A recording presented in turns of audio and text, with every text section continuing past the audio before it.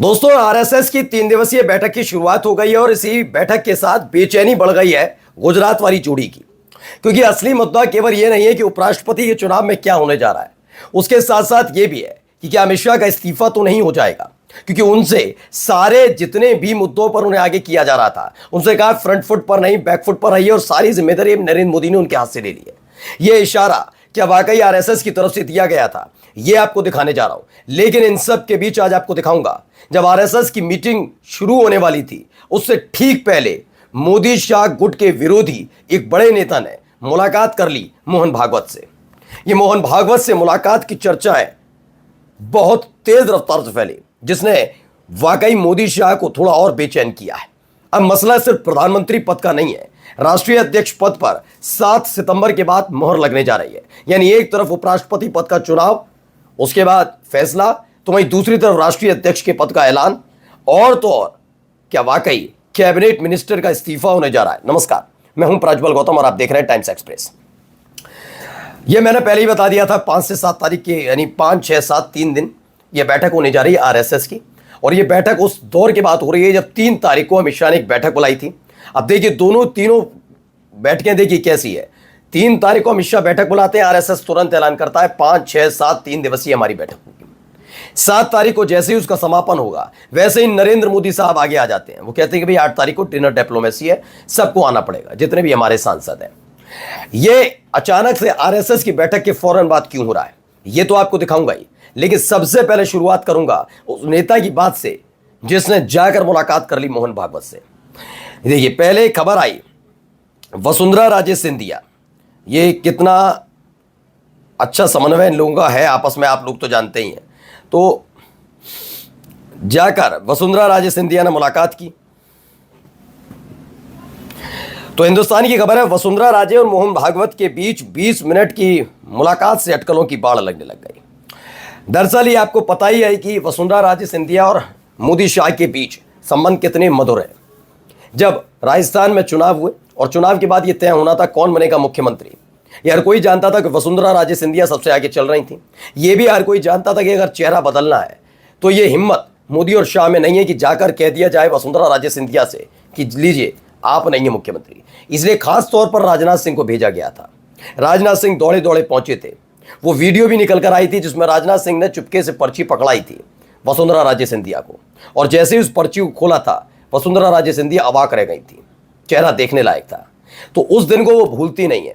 मुझे भी लगता है कि कई बार जब जब मौका मिलता होगा उस वीडियो को देखती जरूर होंगी अपनी कि कैसे मुझे पर्ची थमाई गई थी।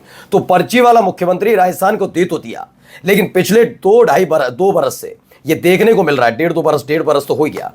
इन 1.5 वर्षों में ये देखने को ज्यादातर मिला कि कई मोर्चों पर भजनलाल शर्मा बहुत ज्यादा कामयाब होते हुए नजर नहीं आए और ज्यादातर लोग वसुंधरा राजे सिंधिया का नाम लेते नजर आए। यानी इन सब के बीच अब जब हालत यह है कि लोकसभा चुनाव हो गया, 240 सीटें आई और आरएसएस हावी है, तो अब इन सब के बीच खेल ये चल रहा है कि कौन होगा राष्ट्रीय अध्यक्ष। राष्ट्रीय अध्यक्ष क्यों है, संजय जोशी का नाम था, शिवराज सिंह चौहान का नाम था, वसुंधरा राजे सिंधिया का नाम था। इन तमाम नामों पर वैसे खास तौर पर संजय जोशी के नाम पर मोदी शाह तैयार नहीं थे। हाँ, शिवराज सिंह चौहान और एक बार के लिए वसुंधरा राजे के लिए तैयार थे, लेकिन वसुंधरा राजे सिंधिया का राष्ट्रीय अध्यक्ष बनना इतना भी आसान नहीं। उसकी वजह बताता हूं कि बीजेपी महिलाओं के प्रति कैसी सोच रखती है, आपने देख ही लिया है। अब तक कितने मौके आए। सुषमा स्वराज एक ऐसी नेता थी जिन्हें राष्ट्रीय अध्यक्ष बनाया जा सकता था, लेकिन उन्हें मौका कभी नहीं दिया गया। इसलिए वसुंधरा राजे सिंधिया यहां तो ना उन्हें, लेकिन फिर भी मोहन भागवत और वसुंधरा राजे सिंधिया की ये मुलाकात काफी कुछ कह रही है। पिछले कुछ दिनों से मोहन भागवत ने कई मुद्दों पर अपने विचार, आरएसएस की जो विचारधारा है उससे अलग बात कही है। चाहे वो मुसलमानों का जिक्र हो, चाहे फिर वो देश के जिक्र हो, या फिर अपनी ही पार्टी के दिग्गज नेताओं पर निशाना साधना हो, और अब वसुंधरा राजे सिंधिया से मुलाकात हो। यह भी संभव माना जा रहा है कि पहली राष्ट्रीय अध्यक्ष वसुंधरा राजे सिंधिया के तौर पर मिल सकती है बीजेपी को। तो बड़ी बात नहीं है, इसने थोड़ा टेंशन में डाला है। इसमें कई सारी चीजें कही गई। देखिए, राजस्थान की पूर्व मुख्यमंत्री वसुंधरा राजे और राष्ट्रीय स्वयंसेवक संघ के प्रमुख मोहन भागवत के बीच मुलाकात ने राजस्थान की राजनीति में नई अटकलों की बाढ़ ला दी।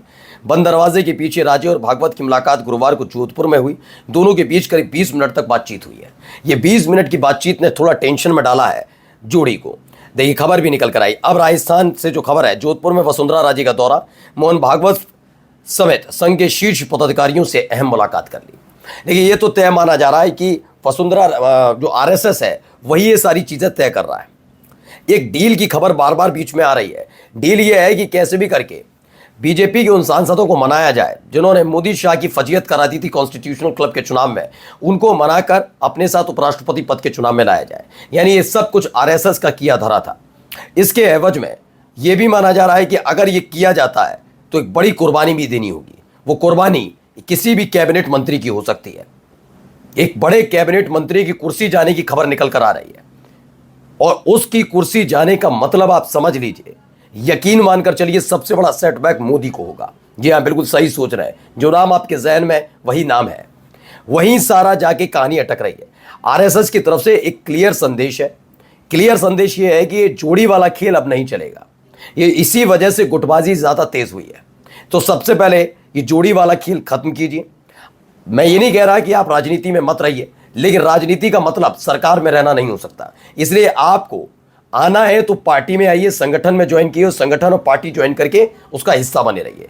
सरकार में इस जोड़ी में से एक रहेगा, यह संदेश पहुंचा दिया गया है। इसीलिए अब आप देख रहे होंगे कि जो धार अमित शाह में देखने को मिल रही थी वो पिछले 10 दिन से कम हो गई है। लोकसभा के अंदर जो कार्रवाई चल रही थी उस समय भी उन्होंने अपने आप को पुरजोर तरीके से साबित करने की कोशिश की, लेकिन उस स्तर पर वो अपने आप को साबित नहीं कर पाए। हर मोर्चे पर पहली दफा यह हुआ कि नरेंद्र मोदी साहब का स्वागत बड़े जोर शोर से होता था, लेकिन विपक्षी पार्टी के सांसदों ने वोट चोर गद्दी छोड़ के नारे लगाए। यह पहली दफा था जब संसद के अंदर अमित शाह को उनका पुराना भूतकाल याद दिला दिया गया, जब तड़ीपार कर दिए गए थे, जब वो गिरफ्तार हुए थे, तमाम चीजों का जिक्र हो गया। यानी ये पहली दफा ही था कि जब अमित शाह को जिम्मेदारी सौंपी गई कि आप हैंडल करके देखिए कैसे होता है, तो उसे हैंडल करने के एवज में वो फ्लॉप साबित हुए।